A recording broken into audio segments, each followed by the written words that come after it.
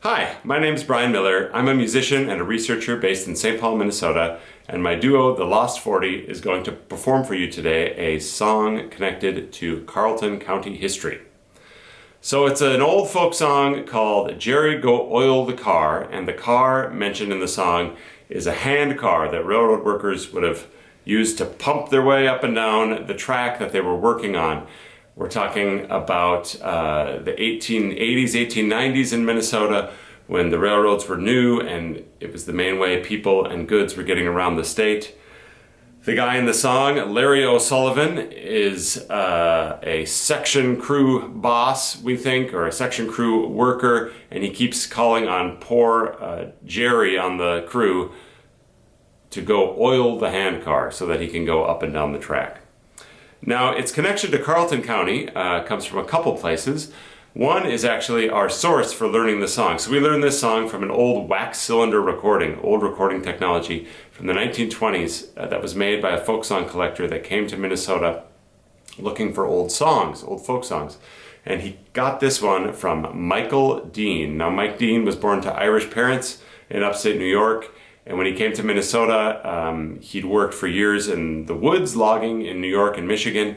But when he got here, he realized he could make a better living selling beer to lumberjacks and railroad workers than being one. So he ran a number of saloons all up the St. Paul and Duluth Railroad line. He worked a long time in Hinckley. He worked in Sandstone and Willow River. And then in 1910, he was in Moose Lake in Carlton County, where he worked at the Hotel Moose Bar. And we have this cool photo of the exterior of the Hotel Moose Bar. We also have a beautiful photo here of the interior of another saloon in Moose Lake from that era, and this is courtesy of the Moose Lake Historical Society. Beautiful shot there. It kind of shows some of the rough characters maybe that would have been hanging out in these places. Anyway, Mike Dean had gathered all these songs, probably just because he wanted to sing them throughout his life. There was a lot of singing in logging camps, and when he was working in these saloons, he was running into a lot of railroad workers. We don't know where exactly he picked up Jerry Go Oil the Car, but somewhere around there. The other connection to Carlton County is from a book called We Made It Through the Winter. It's a memoir by a man named Walter O'Meara, another Irish name. And Walter grew up in Cloquet. His dad, Michael O'Meara, worked in logging camps around the area. And Walter says that in the early 1900s in Cloquet, everything was logging. It was logging stories and old loggers and young loggers.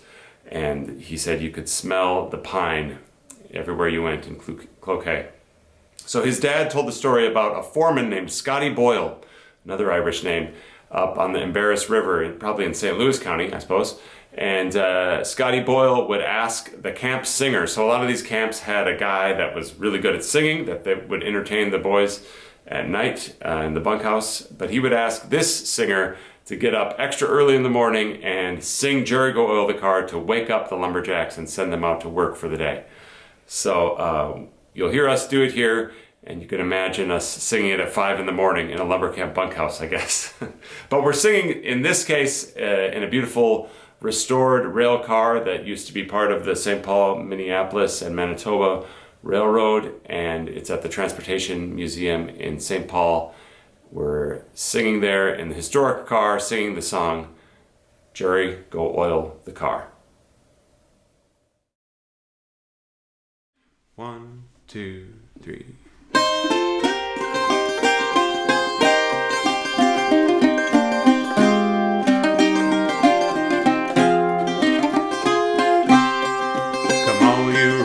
Section hands, I hope you will draw near, and likewise pay attention to these few lines you'll hear concerning one Larry Sullivan. Alas, he is no more. He sailed some 40 years or more from the green old Irish shore, and for 34 weary years he worked upon the track.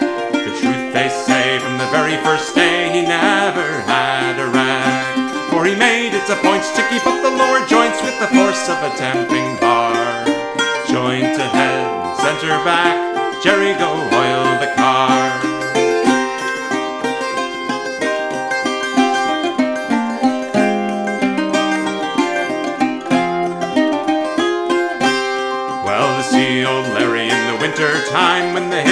clad with snow. It was his pride on the handcar to ride as over the section he'd go. With his big soldier coat buttoned up to the throat, sure he looked like an emperor. And while the boys were shimming up the ties, Jerry would be oiling the car. And when Sunday morning came around to the section hands, he'd say, I suppose you all know my wife is going to Sunday Mass today, and I need every man to pump all he can. The distance is very far. I want to get in ahead of number 10, so Jerry, go oil the car.